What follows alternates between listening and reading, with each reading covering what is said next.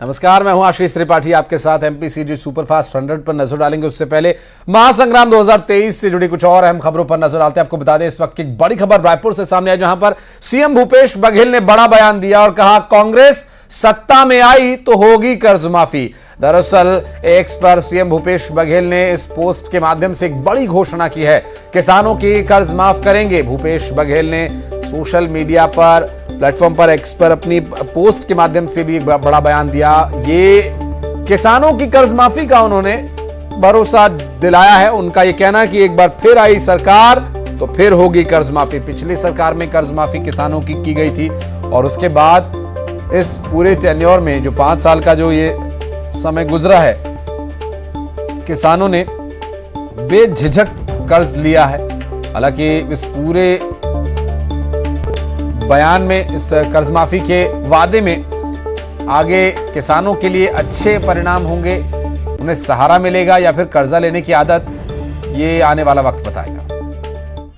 तो आज ये मंच के माध्यम से मैं घोषणा कर रहा था कि जैसे पिछले समय किसान बन के ऋण माफी कर रहे हैं, हमारे फिर से सरकार बना, किसान बन के ऋण माफी हुई। हमारे फिर से सरकार बना, किसान बन के ऋण माफी हुई।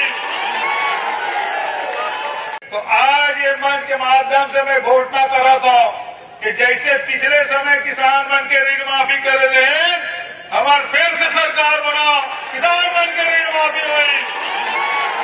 हमारे फिर से सरकार बना, किसान बन के ऋण माफी हुई।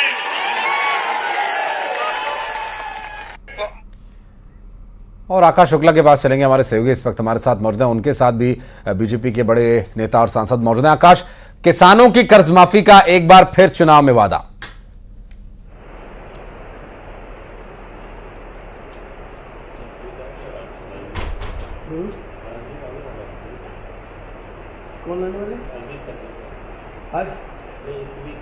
आकाश, मेरी आवाज आपको मिल पा रही है? जी जी जी, किसानों की कर्ज माफी का वादा एक बार फिर से चुनाव में हुआ है। एक बड़ा ये तरीका बन गया वोट हासिल करने का। जी बिल्कुल, किसानों का मुद्दा लगातार उठता रहा है। कांग्रेस ने उस मुद्दे को उठाया। अभी भूपेश बघेल ने कर्ज माफी की बात कर दी है। अगर उनका आने वाली सरकार उनकी बनती है तो हमारे साथ मौजूद है राजनांदगांव से सांसद संतोष पांडे जी। उनसे ही सीधा सवाल करते हैं। पांडे जी, कर्ज माफी की घोषणा की है, अगर कांग्रेस की सरकार आती है तो भूपेश बघेल का एक बड़ा बयान है और सीधा किसानों से जोड़कर देखा जा रहा है। भूपेश बघेल को शंख ढपोल के नाम से जानते हैं, यानी केवल घोषणा करना, अमल नहीं करना। जनता का विश्वास भूपेश बघेल के ऊपर से उठ चुका है। और तो मैं ये कहूँगा कि पिछले समय पूरी जनता उसको दिमाग में रखी है।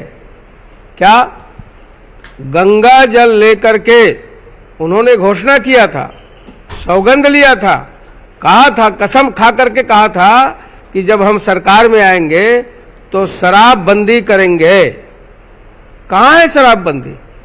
कोरोना काल में और दुकानों की लाइन लग करके लिए ऑनलाइन शराब बिक रही है, भट्टियों की संख्या बढ़ गई है दुकानों की।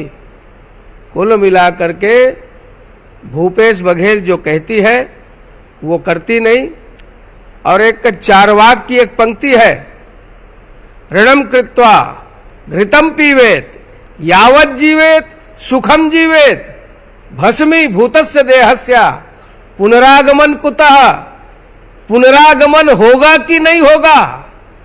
इसलिए कर्जा लेकर के घी पीने का काम पिछले समय 5 साल में की है।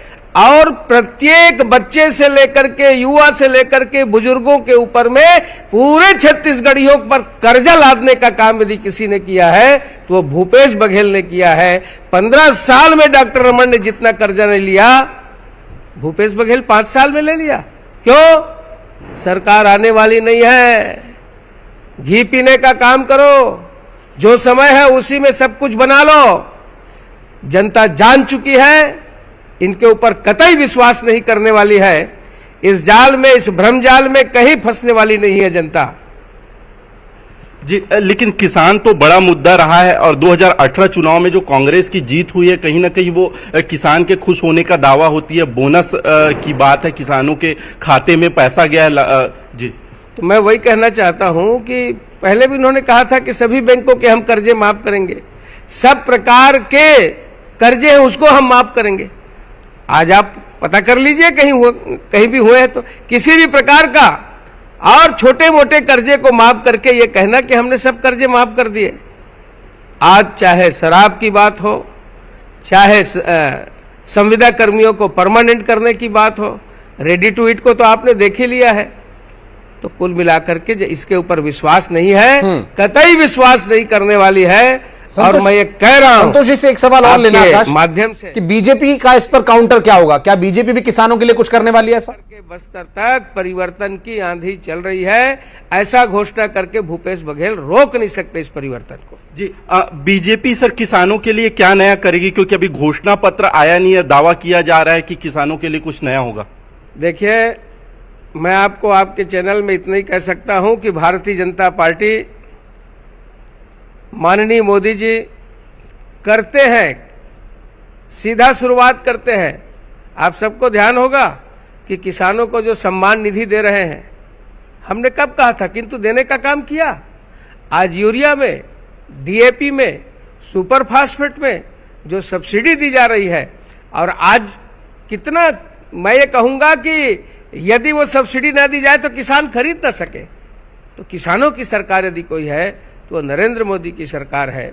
आज धान खरीदी के लिए भी भारी भरकम राशि इस प्रदेश को माननीय नरेंद्र मोदी जी दे रहे हैं। तो किसानों की चिंता, चाहे सॉइल टेस्ट से लेकर के सब प्रकार से चिंता करने का काम हमारी भारतीय जनता पार्टी की सरकार कर रही है।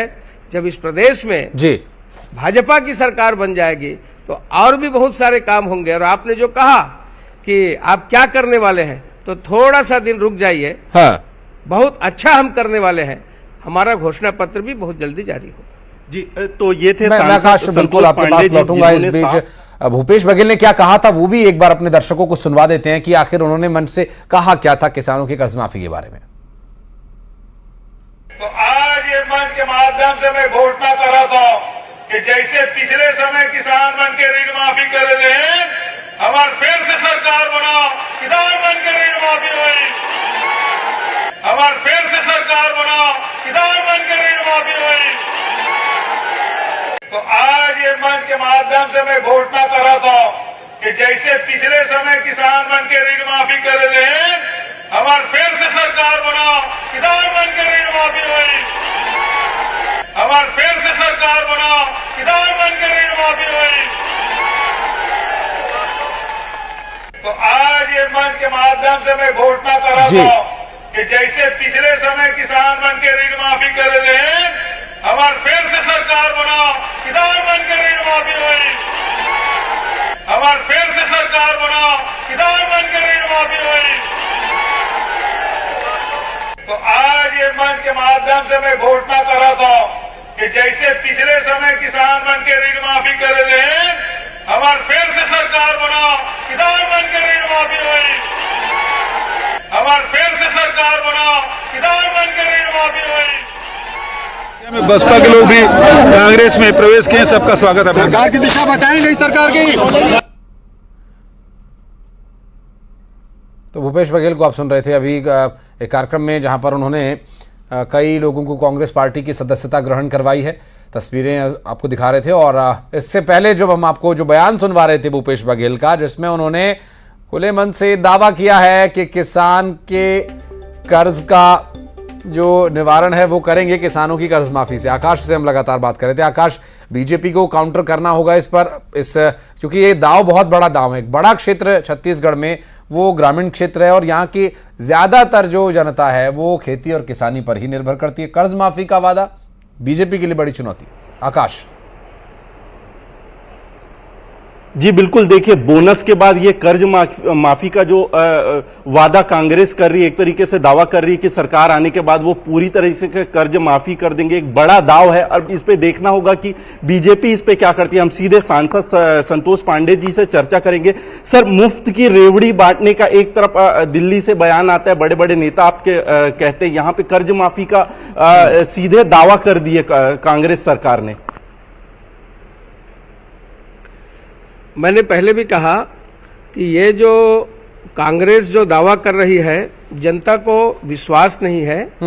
शराबबंदी की बात हो, संविदा की बात हो, छत्तीसगढ़ में पूरे जो उनके पॉइंट है जिन्होंने जो बिल्कुल, और ये जो स्थिति अभी यहाँ बन रही है आकाश, ये बीजेपी के लिए भी चुनौतीपूर्ण होगी। हालांकि बीजेपी के नेता जिस तरह से बातें अभी कह रहे हैं कि विश्वास योग्य नहीं है, स्वाभाविक है कि विपक्षी पार्टियों को इस बारे में बहुत ज्यादा स्थिति अभी सहजता वाली दिख नहीं रही है। बहुत शुक्रिया आकाश आपका इस पूरे मामले पर बातचीत करने के लिए। संतोष जी का भी बहुत बहुत धन्यवाद बातचीत करने के लिए। किसान नेता ने कर्ज माफी का स्वागत किया है। सीएम भूपेश बघेल के ऐलान का स्वागत किया, कर्ज माफी का ऐलान किया। और यहां पर पारसनाथ साहू ने स्वागत किया किसानों के हित में कर्जा माफी की बात वो कह रहे हैं।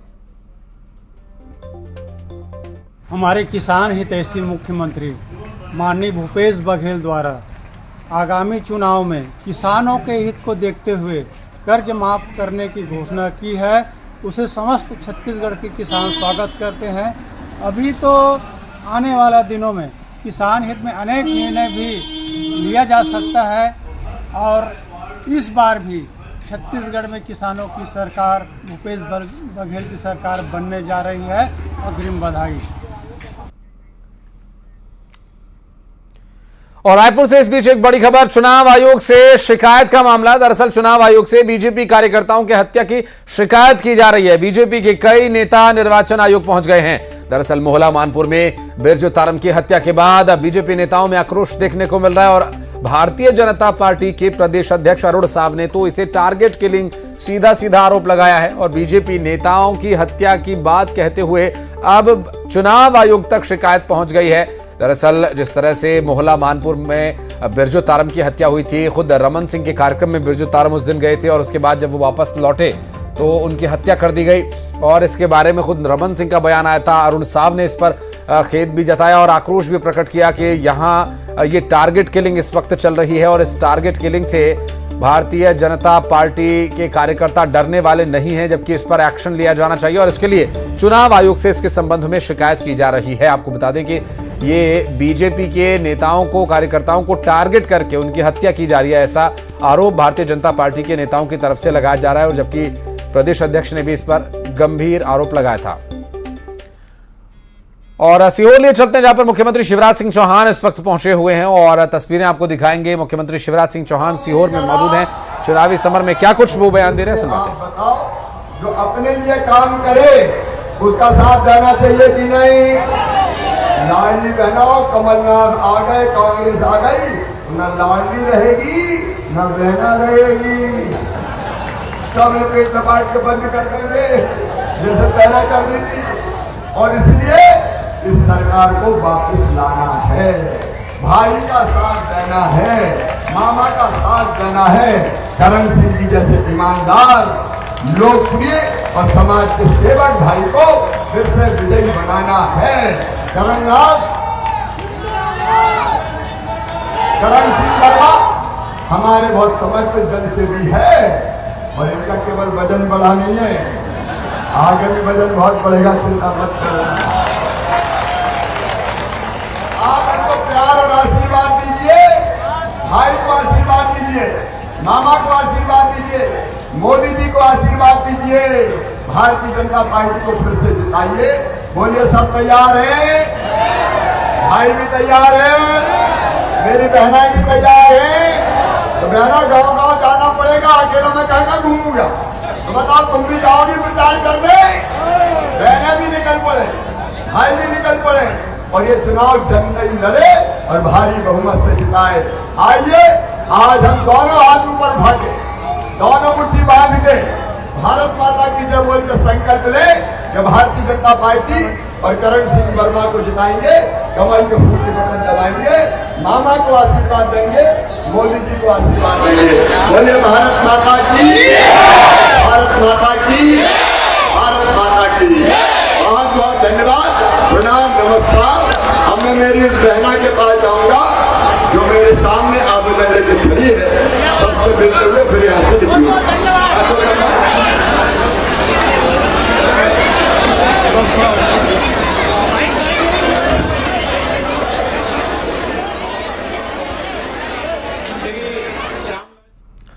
और सीहोर से तस्वीरें हम आपको दिखा रहे थे। देवड़िया गांव पहुंचे हुए थे मुख्यमंत्री शिवराज सिंह चौहान। चलिए बढ़ते हैं आगे और करेंगे अगली बड़ी खबर का।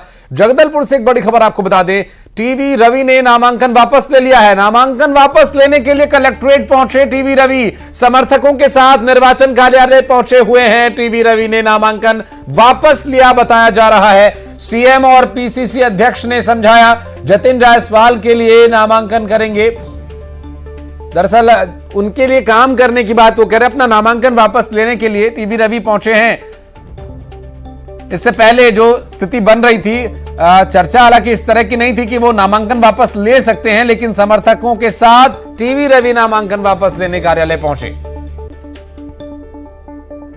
परिवार का मैटर है और चूंकि कांग्रेस के परिवार के मुखिया माननीय भूपेश बघेल जी और दीपक बैज जी और हमारे जिला अध्यक्ष सुशील मौर्य जी और परिवार के सभी सदस्यों के साथ विचार विमर्श के बाद सभी सदस्यों ने कहा कि कांग्रेस का प्रत्याशी जतिन जायसवाल जी नियुक्त किए गए हैं और उनके समर्थन में मैं अपने पूरे कार्यकर्ता और सभी लोग के सहमति से नाम वापस ले रहा हूँ।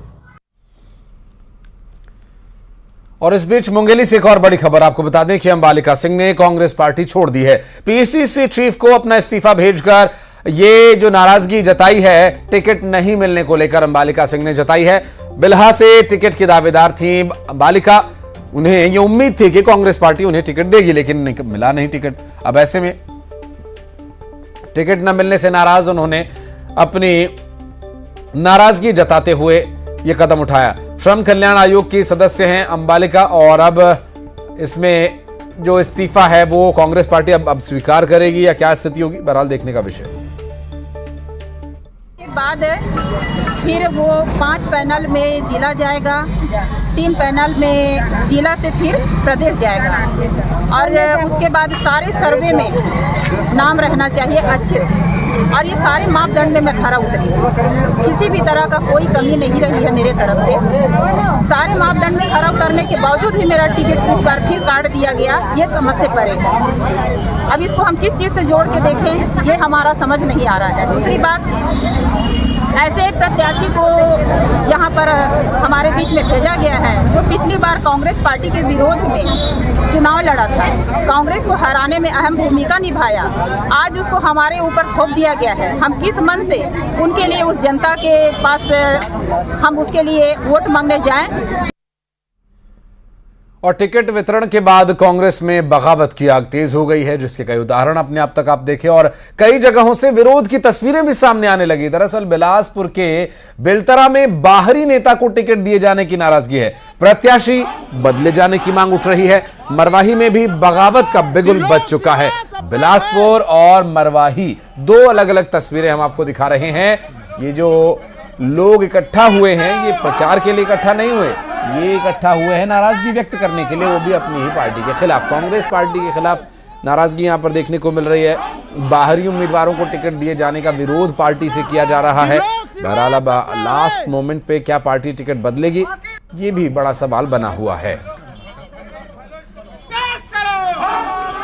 और कांग्रेस ने कई विधायकों के टिकट काट दिए तो बिलाईगढ़ विधानसभा में भी वर्तमान विधायक को टिकट नहीं दिया गया और यहां से कांग्रेस ने कविता को टिकट दिया है। न्यूज 18 से बातचीत करते हुए बिलाईगढ़ के सिटिंग विधायक चंद्रदेव राय ने कहा कि अचानक मेरा टिकट काट देना मेरे कार्यकर्ता और मुझे भी समझ नहीं आया।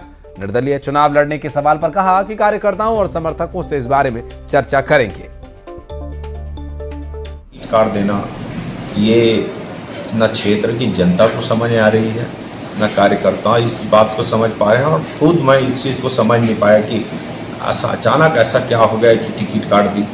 लेकिन फिर भी मैं छत्तीसगढ़ सरकार का आभारी हूँ, माननीय मुख्यमंत्री जी को, उन्होंने कुछ अच्छा सोचा होगा। अभी तो मैं शांत हूँ, कांग्रेसी हूँ, कांग्रेस के प्रति समर्पित हूँ।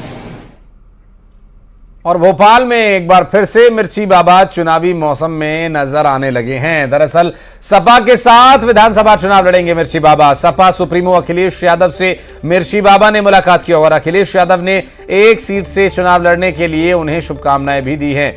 आपको बता दें कि मिर्ची बाबा पिछली बार 2018 के विधानसभा चुनाव में नजर आए थे और कई बार इस तरह के बड़े चौंकाने वाले कदम वो उठा लेते हैं और इस बार मिर्ची बाबा समाजवादी पार्टी के साथ नजर आ रहे हैं। अखिलेश यादव से उन्होंने मुलाकात की। इसकी एक तस्वीर सोशल मीडिया पर अखिलेश यादव ने पोस्ट की है और जिस तरह से अखिलेश यादव स्वाभाविक ऐसे लोगों को ढूंढ रहे हैं जिन्हें मध्य प्रदेश में लोग जानते हों, जो चर्चा में रहने वाले व्यक्ति हों और कांग्रेस के खिलाफ वो काम करने के लिए उनके साथ आ जाएं। क्योंकि जिस तरह से कांग्रेस पार्टी ने पहले 6 सीटें देने का वादा किया और टिकट वितरण के दौरान बिल्कुल साफ मना कर दिया, ऐसे में अखिलेश यादव बौखलाए हुए हैं कि आखिर मध्य प्रदेश में किस तरह का ये धोखा उनके साथ हुआ। उन्होंने कहा कि अगर उन्हें ये मालूम होता कि कांग्रेस पार्टी के लोग इतने नखरे करेंगे, इस तरह से व्यवहार करेंगे, तो उनके लोग वो अपने लोगों को कांग्रेस पार्टी के पास भेजते ही नहीं, कांग्रेस पार्टी के नेताओं से मिलने के लिए। वासु चौरे हमारे सहयोगी इस वक्त हमारे साथ जुड़ गए। वासु, मिर्ची बाबा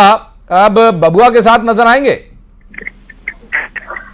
बिल्कुल, देखिए आशीष, मध्य प्रदेश में चुनावी साल है और यूं कहें कि चुनावी महीना है और इसे लेकर अब सियासी घटनाक्रम जो है वो काफी तेज नजर आ रहे हैं। बीते चुनावों में जो मिर्ची बाबा कांग्रेस का दामन थामे हुए नजर आए, कांग्रेस की प्रचार प्रसार करते हुए, हवन पूजन करते हुए नजर आए। आपको अखिलेश यादव के साथ समाजवादी पार्टी में जा मिले अखिलेश यादव से उन्होंने मुलाकात की और खुद अखिलेश यादव ने ट्वीट किया है कि मिर्ची बाबा से उनकी मुलाकात हुई है और मध्य प्रदेश की एक वर्तमान स्थिति को देखकर ये कहा जा सकता है कि मिर्ची बाबा और अखिलेश यादव इस परिस्थिति में दोनों एक दूसरे के पूरक बन रहे हैं। बहुत शुक्रिया वासु आपका इस पूरे मामले पर जानकारी देने के लिए। एक छोटा सा ब्रेक यहां पर ले रहे हैं, लेकिन आप कहीं मत जाइए, खबरों का सिलसिला लगातार जारी है।